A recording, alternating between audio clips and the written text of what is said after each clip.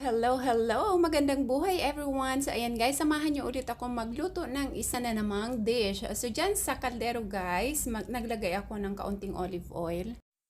At igisa natin ang sibuyas at bawang. So ayan guys, pagsabayin na natin. Yan.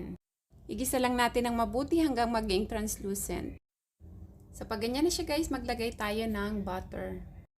Ihalo lang natin mabuti hanggang mag-melt ang butter at ilagay na natin ang mushrooms. Nalagisa natin ng mabuti. Lagyan natin ng pepper. So may napalambot na ako guys, beef. Kaya hindi ako naglagay ng salt kasi habang pinapalambot ko yung beef, naglagay ako ng salt at saka pepper.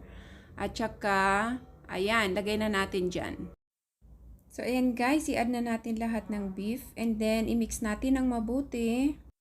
Tapos, maglagay tayo ng all-purpose cream. So, kaya yan buo guys, dahil galing yan sa ref. I-mix natin ng mabuti.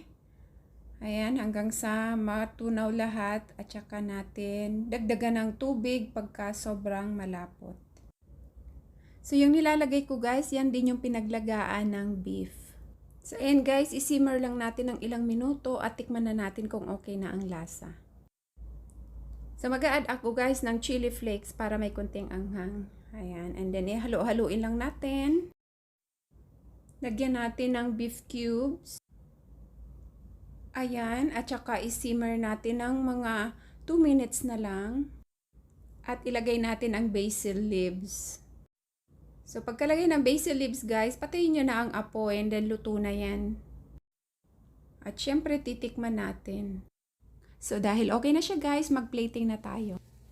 Yan, dyan sa plate guys, maglagay tayo ng red rice o kahit na anong rice guys. Yan, tapos lagay na natin ang ating creamy beef mushroom dish with basil.